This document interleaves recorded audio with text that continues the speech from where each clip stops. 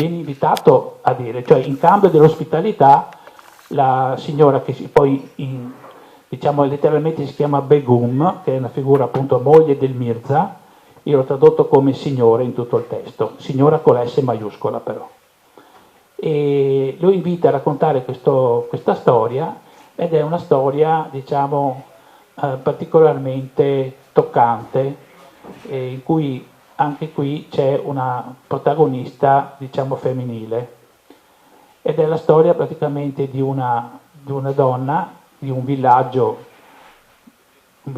qualsiasi in cui questa donna diciamo che sta aspettando un bambino. Questo bambino non si sa di chi sia, quindi il padre è sconosciuto ed è sicuramente una cosa che non viene accettata favorevolmente nell'ambito del villaggio e questa donna viene subito messa da parte, viene accusata e viene costretta a fuggire. E quando nascerà appunto il bambino non viene riconosciuto, ma anzi ci sono delle minacce anche di morte. Per cui la signora, la donna, la mamma fugge e va dove? In mezzo alla foresta.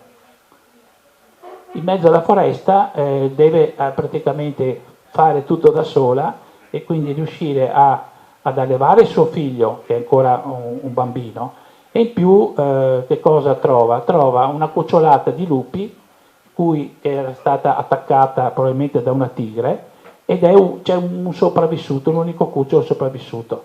Pensa che sia giusto adottarlo, quindi fa un gesto diciamo di pietà ma anche di altruismo adottando questo cucciolo e quindi lei avrà praticamente due cuccioli, un cucciolo d'uomo e un cucciolo di lupo. Allevandoli insieme diciamo diventano amici questi due, sia la persona, il bambino e sia l'animale e quindi c'è anche un rapporto di fiducia fra di loro. Adesso io non voglio raccontare come va a finire perché altrimenti sarebbe troppo lungo. Lasciagli anche qualcosa certo, da leggere. Esatto. E comunque questo è il primo racconto. La signora viene colpita soprattutto da quello che sono i valori e anche i temi di questo racconto, che sono appunto la fiducia, il coraggio di questa donna che riesce a sopravvivere, a far vivere da sola e a allevare sia un bambino che un cucciolo di lupo e quindi sono temi particolarmente che colpiscono la signora. La signora vuole rispondere a questo con una sua storia, con altri protagonisti. Chi sono i protagonisti? Sono due fratelli, ma sono due fratelli, diciamo, amici più che fratelli, perché la storia narra in breve che c'è un re, ma diciamo che è un emiro, no? Che vive nella zona di Rock Island, che praticamente è una regione sempre dell'India del Nord, e questo emiro ha un figlio, nasce un figlio, quindi c'è anche qui la presenza di una nascita. Nasce un figlio e in questa occasione muore la mamma, quindi muore la madre del figlio. E questo figlio quindi rimarrebbe solo con il padre. Lui dice che non vuole che rimanga solo con lui, ma vuole dargli una madre. Quindi si trova di fronte a un evento concomitante, cioè la nascita di un altro figlio, però di un taglialegna, quindi di uno strato sociale molto diverso dall'emiro, che fa parte comunque del suo territorio che lui governava. E questo altro figlio, sempre un altro figlio maschio, lui ritiene che possano convivere insieme e quindi vengono anche qui cresciuti insieme. E quindi chiede ai genitori di questo taglialegna di crescere insieme al loro figlio anche il suo figlio, no? Che si chiama Aresh. Aresh è il nome del figlio dell'emiro, mentre viene dato il nome Barab, che è il secondo fratello amico, che è il figlio del taglialegna. Questi due fratelli diventano amici per la pelle, quindi vivono insieme, hanno tutte le esperienze insieme, però sono molto diversi come carattere, perché Aresh ha un carattere diciamo più riflessivo e anche portato poi a fare una carriera diciamo intellettuale, mentre Barab no solo perché è figlio di Taglialegna, ma lui diciamo che è più portato per mestieri diciamo, in cui si coinvolge la fisicità, insomma, quindi lui e poi c'era la tradizione che il fratello, uno dei due fratelli, dovesse prendere la carriera militare, quindi l'Emiro dice no, tu sei Barab, che poi ha dato il nome, significa pilastro, ha voluto dare questo nome pilastro, che dice tutta anche sull'aspetto fisico che aveva questo Barab. Tu sei forte, sei coraggioso, farai una carriera militare. E quindi lo addestra per fare carriera militare, mentre Aresh, che è il bello, tra virgolette, fra i due fratelli, no? E anche quello che è più portato alla cultura, viene mandato presso un magistrato nella capitale di quel regno. Quindi c'è una separazione fra i due fratelli. I due fratelli poi dicono che si dovranno incontrare dopo un certo periodo di tempo, no? Perché hanno queste due esperienze diverse fatte in due luoghi molto diversi. Barab comincia a essere addestrato alla vita militare e anche, poi diventerà anche un capitano, quindi governerà anche un certo numero di uomini, di guardie di questo emiro. Teniamo presente che in quel periodo c'erano scaramucce e guerre continue, quindi invasioni di predoni su questo territorio, che poi rispecchia un po' la realtà, no? Quando l'India era governata dai Moghul, che era diciamo, un impero che veniva poi dalla Persia e quindi dall'ovest, no? per poi diffondersi in tutta l'India e anche la Cina. E in quel momento diciamo, c'erano delle incursioni molto pericolose dal punto di vista proprio militare. Per concludere questo racconto, Barab comincia a combattere questi predoni e diventa poi un leader dal punto di vista diciamo della capacità. Mi sentite? No, sì. Ecco, va e viene. E della capacità militare, quindi combatte senza risparmiarsi e fino ad arrivare a sacrificare anche quasi la sua vita in età, verso la fine vediamo che rischia veramente la vita.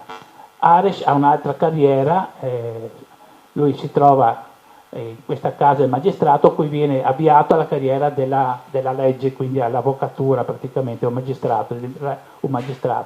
Però c'è anche qui una interferenza, diciamo. Che non gliela raccontiamo, però. No. È un'interferenza comunque di un personaggio femminile. Quindi c'è sempre questo amore corrisposto o non corrisposto che travalica un po' i racconti ed è un luogo, diciamo, un filo conduttore di tutta la storia. E la storia che ha raccontato per rispondere alla prima storia. C'è un problema tecnico. Sì. Vediamo che venga risolto dalla bravissima Silvia. Sì. Che Niente, tecnico specializzato. ecco, vai. Pronto? Sì, ci sei. Sì, ci siamo. Dicevo che questa è la risposta della signora e quindi se noi andiamo a vedere il racconto è proprio la replica della signora. Naturalmente questa è una sorta di sfida a raccontarsi, no? E queste storie sono intrecciate fra di loro e i temi sono dei valori poi universali, c'è la guerra, c'è la lealtà, l'amicizia, l'eroismo, l'amore fra i fratelli, l'amore platonico che è fra la signora e il cantastorie, l'amore per la bellezza soprattutto perché il cantastorie quando viveva nella sua città prima che la distruggessero faceva il poeta ed era amante di quello che era il bello ma anche delle cose materiali e qui c'è un episodio che secondo me vale la pena raccontare, no? Che fa cambiare mentalità, rivolgersi alla bellezza diciamo immateriale. Allora, lui prima di fare il poeta era da uno zio e diciamo che riparavano diciamo, gli immobili di pregio, no? Oppure anche proprio un falegname costruivano delle sedie particolarmente pregiate, intarsiate come si usava a quel tempo. E una volta gli capita che gli arriva una sedia con una gamba rotta e lui guarda questa gamba e la trova insanguinata. Dice: ma cosa è successo? E lo zio dice: guarda, il proprietario ha bastonato la moglie e che poi è andata praticamente l'ha ammazzata, no? E quindi il cantastorie pensa che la bellezza su cui aveva lavorato su quella sedia e cui aveva espresso il massimo della sua capacità di artigiano, no? Veniva utilizzata in quel modo assurdo, no? E quindi un modo per poter diciamo, fare violenza invece che diciamo, sfruttare questa bellezza. E da quel momento lì dice: guarda, io non farò più questo mestiere, farò solo il poeta e cercherò di diffondere la bellezza interiore. Sì, allora, prima di passare a parlare dei temi, però, questi temi universali, prima di approfondire il rapporto che il testo ha con la tradizione persiana, con l'intarsi che ha, le incursioni che ha in tradizioni altre come quella coranica piuttosto che biblica, letta in chiave musulmana, se non perlomeno ebraica, insomma, questa commistione totale di elementi che lui fa e che attorno ai quali gioca. Prima anche di parlare dei personaggi, quali sorta di elemento chiave rappresentante un unicum e elemento determinante attraverso il quale riconoscere un valore. La cosa che mi interessava era spostare leggermente il discorso un passo indietro, coinvolgendo anche te. Cioè, ok, ci hai raccontato il racconto, ci hai raccontato chi è l'autore, quello che tu hai fatto è una traduzione. E la traduzione ha una storia, la traduzione ha un significato, la traduzione ha un'anima, se vogliamo. Tantissimi grandi autori si sono confrontati con le traduzioni. Penso banalmente a The Critical Artist di Oscar Wilde. Lui dice che tradurre è creare, è riscrivere.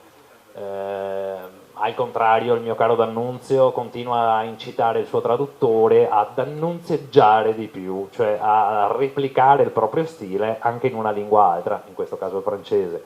C'è una storia e una tradizione che corre attraverso la traduzione e che permette anche di leggere come viene tradotto un testo, cosa vuol dire tradurre un testo, cosa implica tradurre un testo, quali aspetti simbolici, a quale semiologia si fa ricorso per arrivare a tradurre un testo e cercare di interpretarlo ma non snaturarlo, dargli una vita ma rispettare la volontà autoriale. È un continuo bilanciamento tra realtà differenti. In tal senso, a prescindere dal fatto che, dettaglio curioso, apro e chiudo una parentesi, tu mi hai detto che sei rimasto colpito immediatamente, addirittura dalla copertina del libro quando l'hai visto, già lì era nata una scintilla, mettiamola così. Però la genesi di questo e come poi è nata questa Benissimo. iniziativa di traduzione. Cosa è stato tradurre? Cosa ha voluto dire tradurre? Come hai approcciato la traduzione? Quali basi poetiche, tra virgolette, sono state il tuo spunto di partenza per arrivare a fare una traduzione che comunque è sempre un lavoro, giudizio del tutto personale, creativo? Sì, allora, io intanto volevo leggervi 4 righe di cosa si intende per traduzione da un'esperta della materia che è Franca Cavagnoli, in cui ha scritto un libro, La voce del testo, l'arte e il mestiere di tradurre. Mi ha colpito qualche citazione che lei fa. Lei dice: la traduzione è in quanto esperienza e riflessione, è prima di tutto un fare esperienza dell'opera da tradurre e nello stesso tempo della lingua in cui quell'opera è scritta e della cultura in cui è germinata. E subito dopo un fare esperienza della lingua madre e della propria cultura, che deve accogliere, vincendo ogni possibile resistenza, la diversità linguistica e culturale del romanzo o del racconto da tradurre. Quindi come si può mediare, dice questa autrice, tra le esigenze dell'autore, del lettore, dell'editore e anche di quel lettore-autore che ha molte responsabilità che è il traduttore. Quindi il traduttore prima di tutto è un lettore. È un lettore che deve intanto leggere bene e capire tutte le sfumature del testo che ha di fronte e porsi come mediatore tra la lingua originale e la lingua di arrivo. Quindi lui deve fare un'opera di praticamente traghettare dalla lingua originale alla lingua, quindi anche dal latino tradurre vuol dire transducere, quindi portare al di là, portare dall'altra sponda, no? Quindi portare un testo da una lingua all'altra. E quindi è necessario per un traduttore leggere, rileggere con pazienza, con cura, e è importante immedesimarsi nelle atmosfere evocate, quindi nell'evocazione della narrazione, nel tono della scrittura, della voce di vari personaggi. Quindi esistono poi due modi per tradurre, no? Sono anche un po' due scuole di pensiero, quello per cui l'autore è lasciato in pace e il lettore sperimenta nuove conoscenze. È il caso in cui non si deve tradurre sempre tutto, perché tutto non è possibile tradurre. Infatti Umberto Eco diceva nel suo libro che la traduzione è dire quasi la stessa cosa, tradurre è dire quasi la stessa, quel quasi, molto importante, perché certi concetti, certe parole non si possono tradurre, però ci si può avvicinare con delle tecniche particolari. E quindi questo è il primo tipo. L'altro in cui facilita più il lettore, fa meno sforzi, non va a vedersi per esempio una parola in internet oppure un termine particolarmente diciamo astruso, no? Se è una lingua poi magari non tanto conosciuta. L'altro, l'autore va verso il lettore normalizzando il testo. Normalizzare vuol dire renderlo più scorrevole, no? In funzione della lingua di arrivo. Ecco, questi sono i due tipi di traduzione. Per quanto mi riguarda ho cercato di fare un po' uno un po' l'altro, no? Ho cercato di fare un po' quindi equilibrare un po' le due cose. Diciamo pure che il testo che ho cominciato a tradurre non era, qui parliamo della lingua inglese, quindi una lingua inglese poi di uno scrittore post-coloniale, come diceva appunto Filippo, che ha avuto una cultura, diciamo, formazione internazionale, quindi a livello culturale. E tra l'altro lui, poi vi leggerò anche qualche passo di un'intervista che gli ho fatto epistolare, perché io ho avuto dei rapporti, naturalmente non si poteva andare in India, no? E lui non poteva venire qua, e quindi però sarebbe anche piaciuto andare, no? E quindi c'è stato un rapporto epistolare in cui ci siamo detti alcune cose, no? Io ho chiesto alcune cose e l'autore mi ha risposto. Devo dire anche certe volte passavano dei mesi prima che mi rispondesse, ma non per colpa sua, e poi ci scusava moltissimo di quello che i suoi ritardi, anche perché era evidentemente molto impegnato, no? Ecco. Comunque io volevo anche fare un attimino una digressione